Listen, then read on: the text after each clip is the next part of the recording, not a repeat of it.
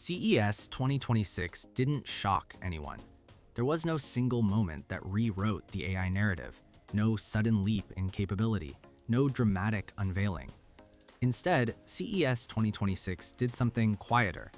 It confirmed where AI is going. And that confirmation matters more than surprise. For years, AI progress was measured by spectacle. Bigger models, more dramatic demos, systems that felt almost magical.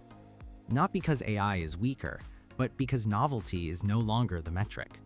The industry isn't asking, can AI do this? It's asking, can we rely on it? That's a major shift. CES 2026 confirmed that AI is no longer the product, it's the layer beneath the product. Instead of being marketed front and center, AI is now embedded quietly, inside workflows, inside devices, inside systems people already use. This is what mature technology looks like, when it stops being visible and starts being essential. Another clear confirmation: restraint. At CES 2026, full autonomy took a back seat. What replaced it was assistance. AI designed to support human judgment, reduce cognitive load, improve outcomes without removing responsibility. This wasn't a compromise, it was a correction. The future of AI isn't about replacing humans, it's about making humans more effective. One of the strongest signals at CES 2026 was trust. Not intelligence, not speed, not scale. Trust. Reliable systems, predictable behavior, clear governance.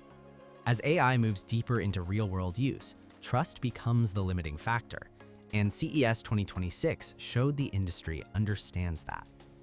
CES 2026 also made one thing clear: AI is no longer being built in a regulatory vacuum. Developers are designing with constraints in mind: auditability, control, human oversight. This isn't slowing innovation, it's shaping it. And it's pushing AI towards systems that can actually survive at scale.